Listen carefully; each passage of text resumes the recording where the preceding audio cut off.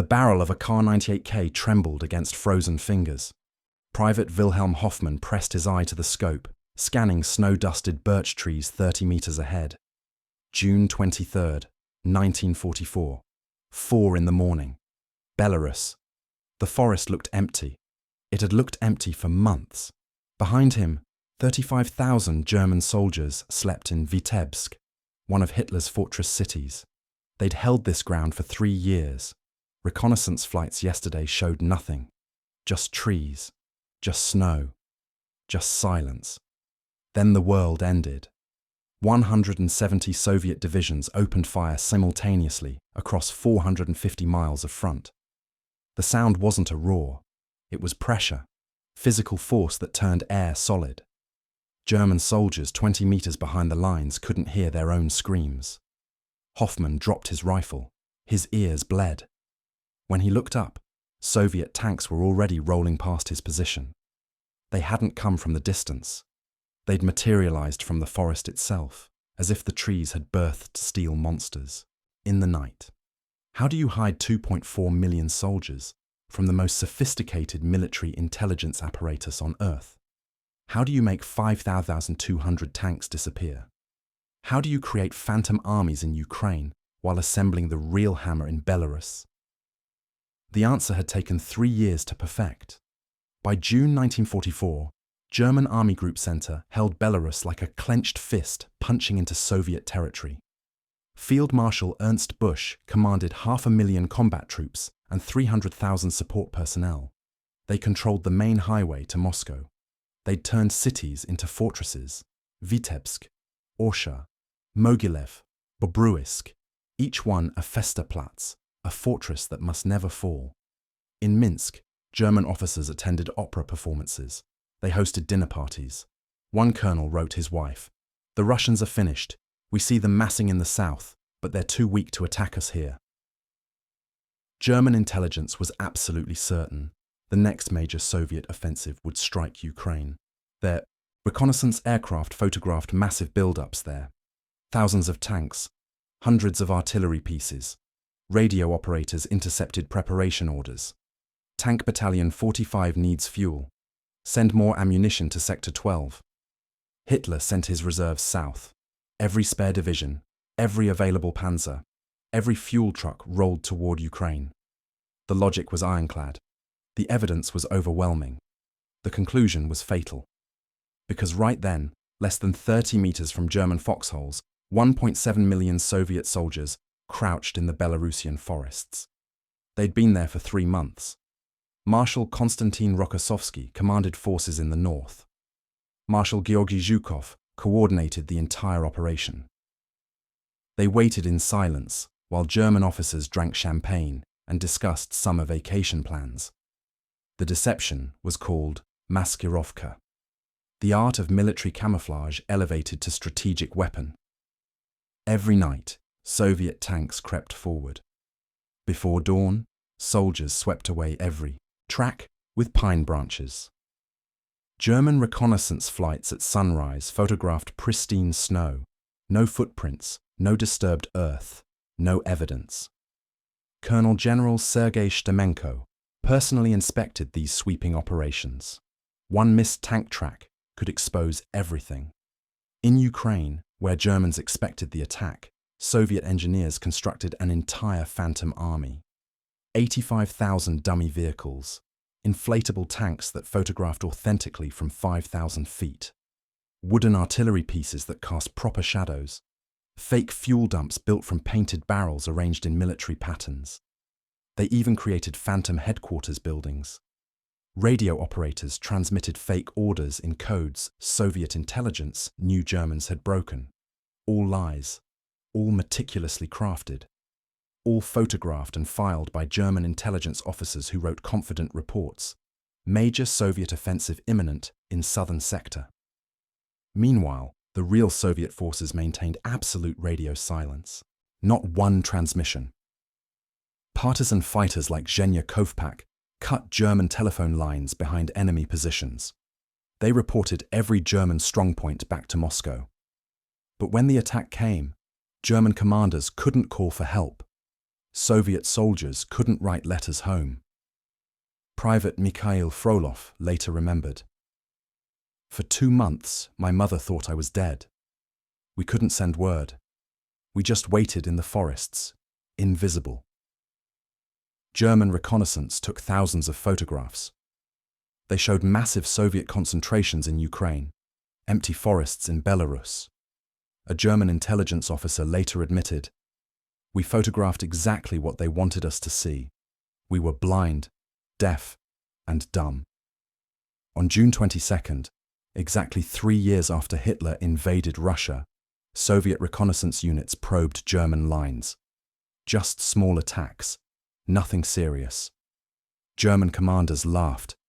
They called it symbolic harassment. They radioed jokes about it. They were still laughing when the forest exploded.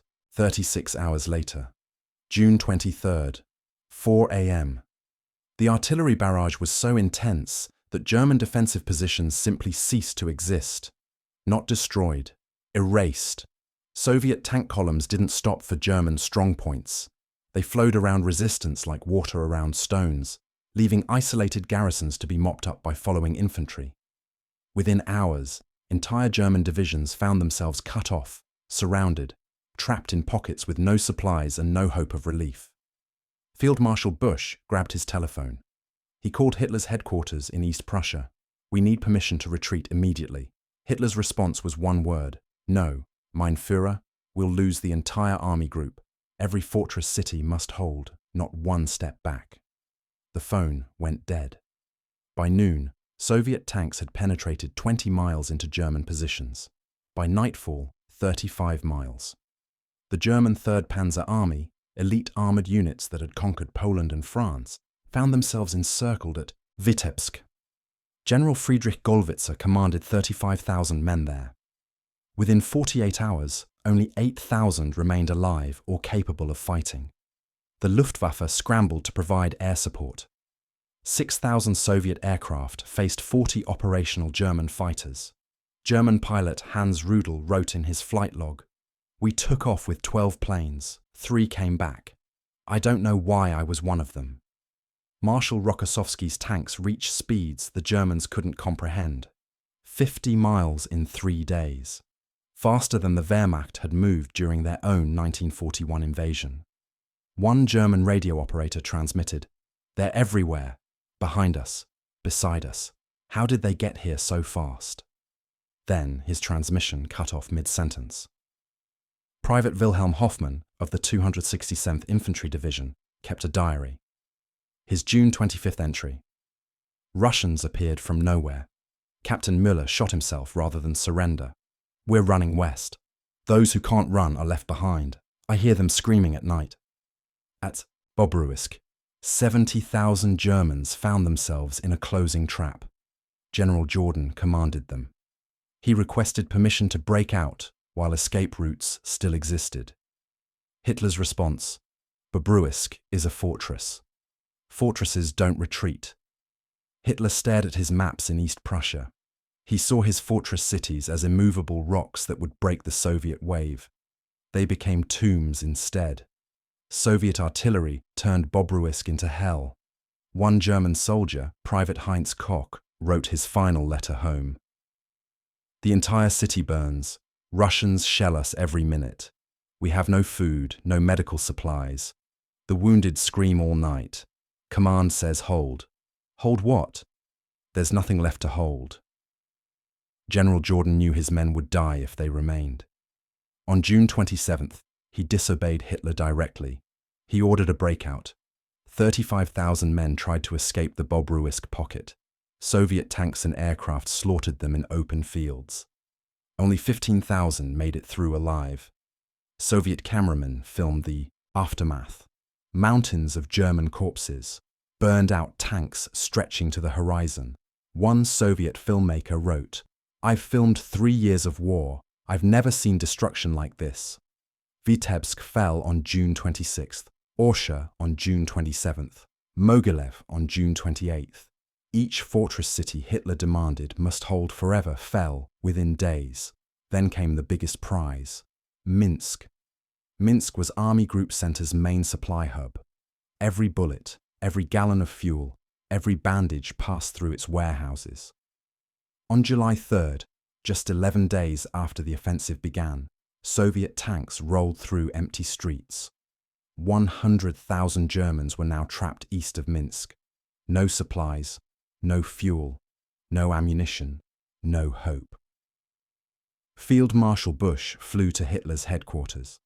He begged, "Let them retreat while there's still time." Hitler fired him on the spot. He brought in Field Marshal Walter Model, the Führer's fireman, the miracle worker who'd stabilized crumbling fronts before. But even Model couldn't extinguish this inferno.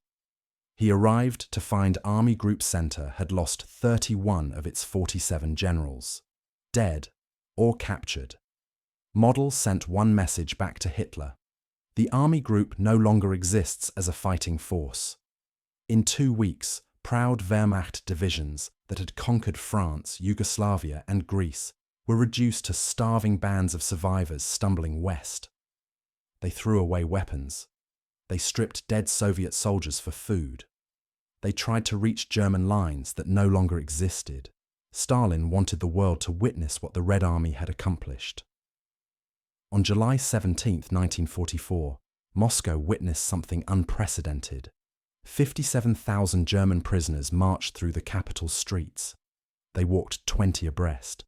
The column took 90 minutes to pass. These weren't ordinary soldiers.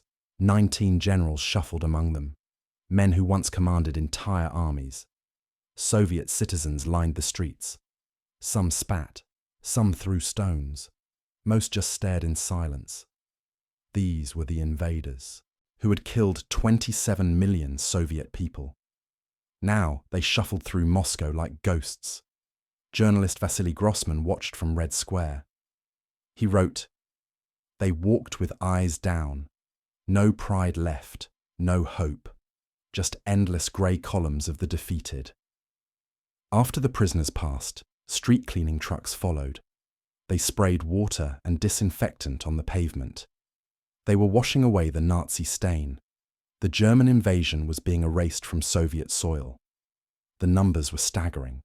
In 5 weeks, Operation Bagration had destroyed Army Group Center completely. 450,000 Germans killed, wounded, or captured. 31 divisions eliminated. The Wehrmacht lost more men in 5 weeks than in 5 months at Stalingrad. Soviet forces advanced 450 miles. They liberated all of Belarus. They reached Poland's borders. For the first time since 1941, Soviet soldiers stood on the edge of German territory. A captured German general, Friedrich Gollwitzer, told his interrogators, "We never imagined such deception was possible. You made us look exactly where you wanted. When we finally saw the truth, it was too late." The Red Army had transformed. The force that nearly collapsed in 1941 was now unstoppable. They'd turned German tactics against them. Blitzkrieg, encirclement, deep penetration, but with Soviet improvements. Deception on a massive scale.